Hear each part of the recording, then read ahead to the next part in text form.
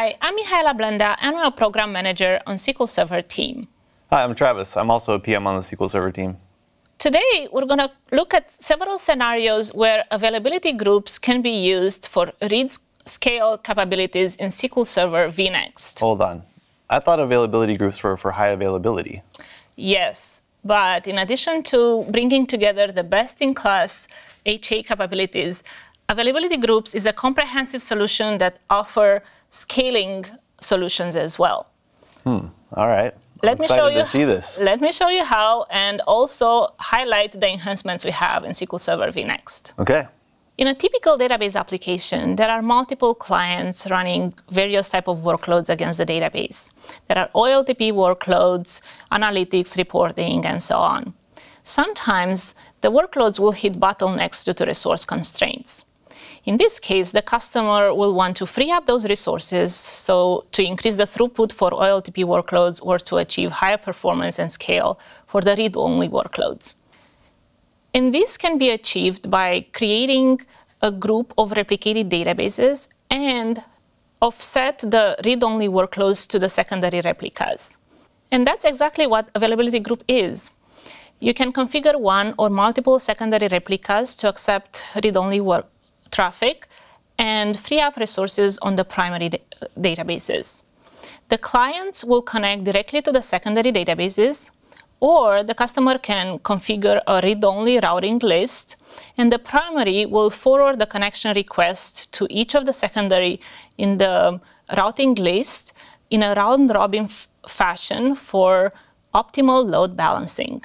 All right, so this is great. I got read-only scale out. I can offload my read-only workloads off of my OLTP database and get faster throughput for both my OLTP and reporting. So lots of times with these reporting things or read-only workloads, you want to distribute that data all over the world so that people can get local access to that data wherever they are. Can always-on availability groups help with that? Definitely. And the solution for that is to use distributed availability groups.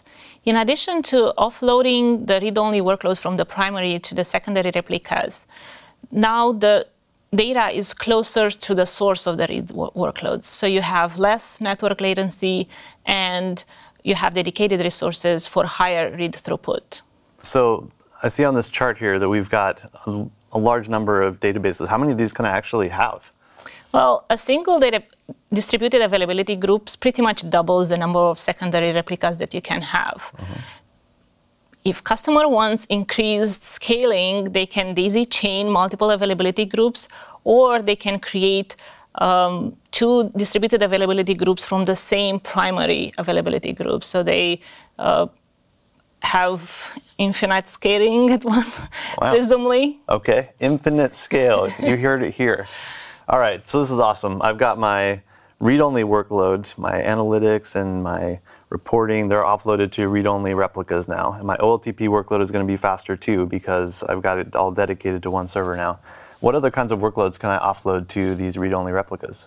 In addition to analytics, reporting, or any type of read-only workload that can run on secondaries, we can also run backups or DBCC checks for again, offloading workloads from the primary to get better performance. I see. Awesome. Okay, so always-on availability groups have been in SQL Server for quite a while now. With SQL Server vNext, what's different? Why are we bringing this up now? Previously, customers will have to set up a cluster to take advantage of these capabilities. And configuring, operating a cluster, it was a lot of manageability overhead if HA was not the goal. Yeah, it's not super easy, that's for sure. Exactly. Yep. And if the purpose is to offload the read-only workloads and increase the performance on the primary to have it run mission-critical workloads, then this is, in SQL Server vNext, customer will be able to configure availability groups without any dependency on any cluster technology. So that brings me up to say that this solution is available both on Windows and Linux. And customer can even use it today. It's in public preview, so they can try it out. Nice. Okay. So the idea is if I want high availability and read scale, I use always-on availability groups with a cluster solution like Windows Server Cluster or Pacemaker. But if I don't really care about the high availability, I just use the of always on availability Exactly. groups for replicas. Without Okay. the cluster, you don't have an HA solution. I see. So if customers will want a HA, they will have to integrate with the cluster manager, Windows failover clustering on Windows, and a cluster technology like Pacemaker on Linux. Gotcha. Okay, cool. So can we see a demo of this? Oh, definitely. Let's try it out. All right, Mihaela, so I've got this application. It's got an OLTP part to it, and it's got an analytics part to it. And I'm excited to be able to take the analytics part and move that off to a read-only replica set of nodes for better scaling, and then that will also improve the performance of the OLTP part of my application. So I've got a benchmarking tool that I use here to measure the throughput of the analytics part of this workload. So let's go ahead and set up an availability group, and then I'll launch the benchmarking tool against it, and we'll see how it goes. Yeah, I already had set it up. It has 3 replicas, 3 secondary replicas. I created the availability group with the cluster type none. That means I don't have a cluster on top of it, right? And if we look at the read-only routing list that I configure for the primary, it has at this time just 1 of the 3 secondary replicas in the list. Okay. So you can start your workload. All right, let's start it. And so I'm going to add 20 or so connections to this availability group for now. And so as these are coming up and connecting, let's talk about what's going on the availability group side. Definitely. So the connections will go to the primary, which will route them to the secondary replica that is configured at the primary replica.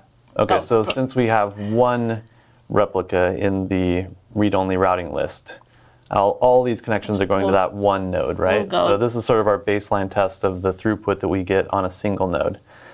So what I'm seeing right now is that our transactions per second are typically around 6 per second right now.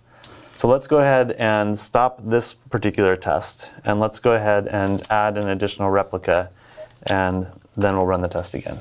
Let's see. So if we add a second replica in the routing list, what it will happen is that the primary will start routing the incoming connection to the 2 replicas in a round-robin fashion. So we're going to have a load balancing among the 2 replicas. So let's just run it.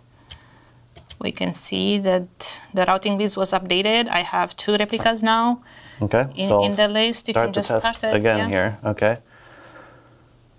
So here we go. We'll add the same 20 connections and see what happens.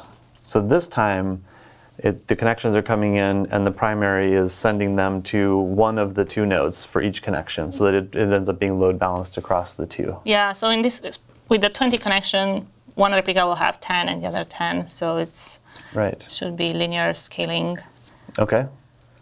Perfect. All right. So we're almost there. We've got about 17 of them up now. Okay, so now all of them are connected, and it looks like we're getting a throughput on this at about 11 transactions per second. So like you said, almost double what we saw before, which is sort of what we would expect. Okay, so that's awesome. I can just keep adding replica nodes and scale my application up as needed. Sometimes with these analytics workloads, though, or read-only workloads in general, sometimes there's higher demand and lower demand depending upon the time of day or time of month even. So is there a way that I can add replicas into my routing list dynamically without having to stop my application, and it can just start spreading the load across even more nodes and then scale it back down automatically? Definitely. So when you have, in your case, right, you're already running 20 connection. I'm going to add a 4th replica to the group, right? So it will have 3 secondary replicas right now, and any new incoming connections, it will start distributed among the 3, not only 2, right? So I'm just gonna update it right now. So let's see, it's the simple alter command, and you can see there are 3 secondary replicas in the read-only routing list. You can increase the number of connections to simulate, higher workload demand. So I'll add another 10 connections. So they're coming online now.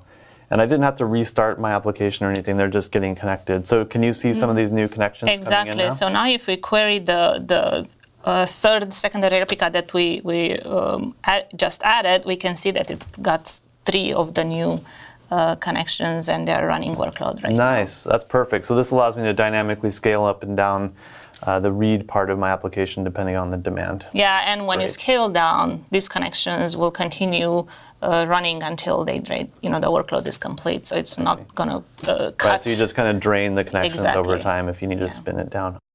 All right, great demo, Mihaela. That was awesome to see that all in action. Can definitely see how this can help customers get better performance by offloading those read-only workloads. So if you're interested in trying this out for yourself, just go grab the latest SQL Server vNext CTP bits, starting with CTP 1.3. I think this has all been in there, and so just go grab it, whatever the latest release is that's out there now, and install it, try it out, let us know what you think. Thanks for joining us. Thank you.